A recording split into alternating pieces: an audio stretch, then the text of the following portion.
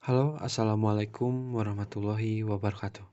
Pada pembelajaran kali ini, kita akan kita akan mengenal, kita akan mendalami lebih jauh tentang organ gerak, yaitu otot.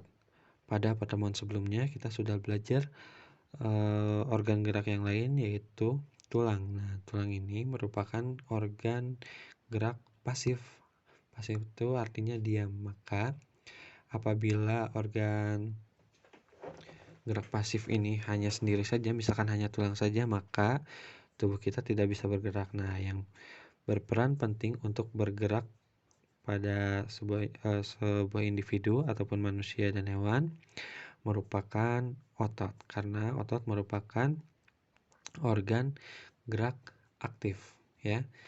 Sejauh ini bisa dipahami bahwa tulang ini tanpa otot maka dia hanya bisa diam saja, hanya bisa menahan tubuh saja, namun tidak bisa bergerak. Nah, namun otot pun juga demikian, tanpa tulang maka otot tidak mampu menggerakkan tubuh, namun otot tetap memiliki fungsi-fungsi yang lain, nanti kita akan jelaskan. Nah, peran penting otot sebagai organ gerak aktif pada manusia tentu bisa kita lihat dalam kegiatan sehari-hari, seperti saat kita menggenggam benda gitu ya.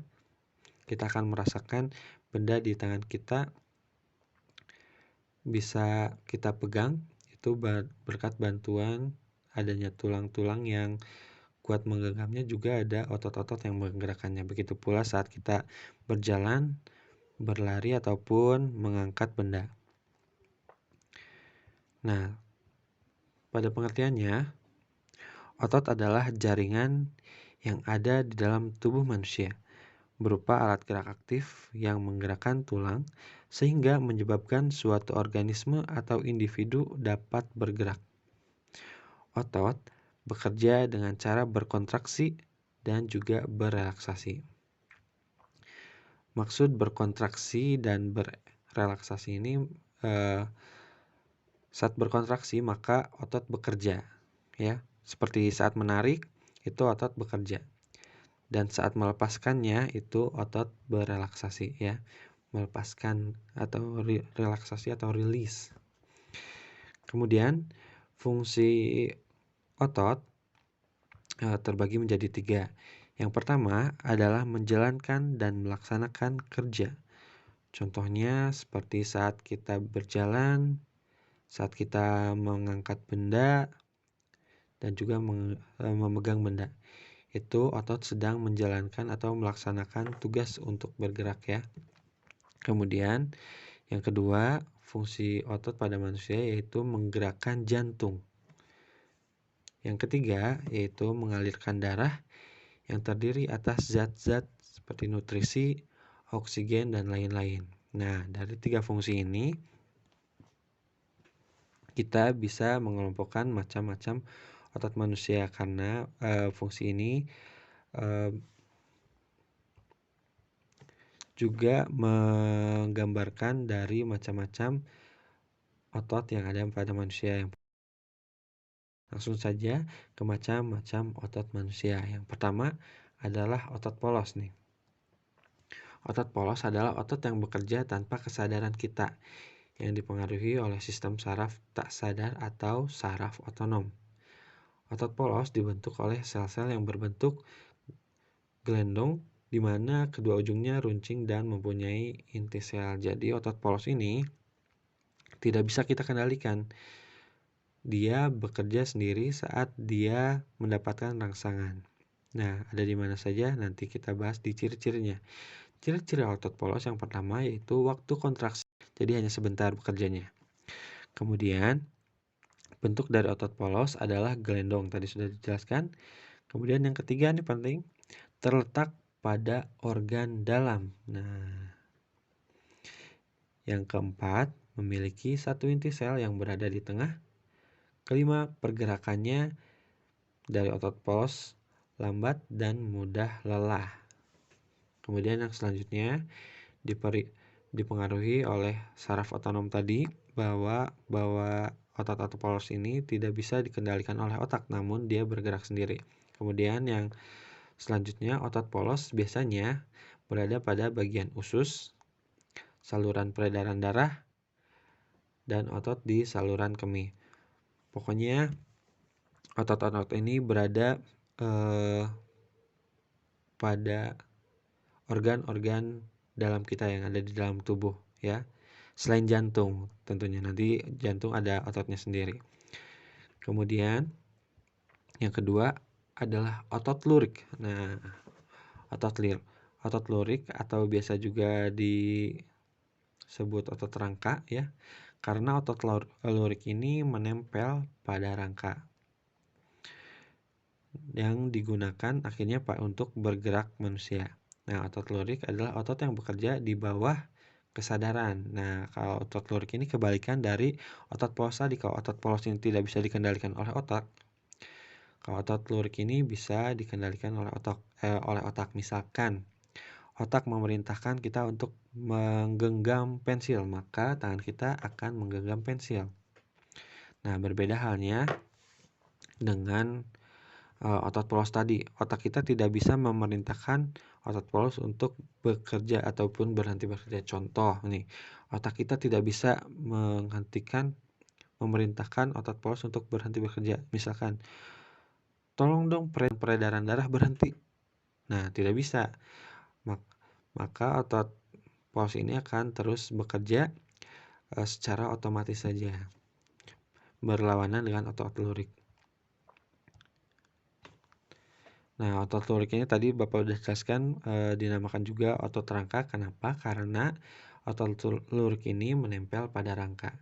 Dinamakan otot lurik karena adanya sisi gelap dan sisi terang yang berselang-seling. Jadi bentuknya kalau digambarkan itu ada yang gelapnya, ada yang terangnya. Kemudian ciri-cirinya, otot lurik ini berbentuk silindris atau seperti pipa-pipa gitu dengan garis gelap dan gelap terang. Kemudian melekat pada rangka tadi, menempel pada rangka atau tulang, ya, karena tadi untuk fungsinya untuk menggerakkan tulang. Kemudian yang ketiga, bekerja secara sadar dengan perintah otak. Tidak tiba-tiba nih kita jalan-jalan, kok jalan, karena ini tentu saja dikendalikan oleh otak. Kemudian yang selanjutnya bisa bergerak cepat, namun juga otot lurik ini cepat lelah, ya. Kemudian yang selanjutnya, bentuk yang panjang dan memiliki banyak inti atau multisel. Selanjutnya mempunyai pigmen myoglobin, dan yang terakhir inti selnya berada di tepi atau di pinggir-pinggirnya. Kemudian yang terakhir yaitu otot jantung. Nah, otot jantung ini tentu dari namanya sendiri kita bisa tahu bahwa otot ini berada di jantung. Nah, otot ini sangat spesial, ya. Otot jantung ini bekerja secara terus-menerus tanpa istirahat atau berhenti. Mengapa demikian? Kalau dia capek, tentu saja jantung kita tidak bisa bergerak, dan itu tentu saja menyebabkan gagal jantung atau henti jantung, yang menyebabkan tentu manusia itu akan seketika meninggal. Nah, otot jantung merupakan perpaduan antara otot lurik dan juga otot polos karena adanya persamaan yang ada pada otot jantung manusia. Misalnya memiliki sisi gelap dan sisi terang seperti otot lurik tadi, dan inti selnya berada di tengah seperti otot polos. Nah, otot jantung berfungsi dalam memompa darah ke seluruh tubuh. Jadi kebayang dong kalau tiba-tiba ini otot jantung bisa dihentikan gitu sama otak. Kita menghentikan jantung kita, tiba-tiba berhenti saja. Nah, otot jantung bekerja di bawah kesadaran manusia. Namun saraf ini juga mempengaruhi otot jantung adalah saraf simpatik dan parasimpatik. Nah, otot jantung berbentuk silindris, memiliki percabangan. Kemudian otot jantung terletak pada jantung tentunya, memiliki satu sel inti sel yang berada di tengah, bekerja tanpa kesadaran manusia. Kemudian selanjutnya bekerja terus-menerus dan tidak membutuhkan istirahat. Berbeda dengan seperti otot lurik tadi, apabila lelah tentu harus beristirahat. Nah, otot jantung ini tidak perlu istirahat, dia akan bekerja terus-menerus. Nah, itu dia penjelasan atau materi hari ini tentang macam-macam otot, juga fungsinya. Secara jelas bisa kita lihat ya bahwa bisa kita bedakan bahwa otot polos ini intinya bahwa adalah otot-otot yang berada pada organ dalam, pada saluran darah, pada usus dan lain-lain.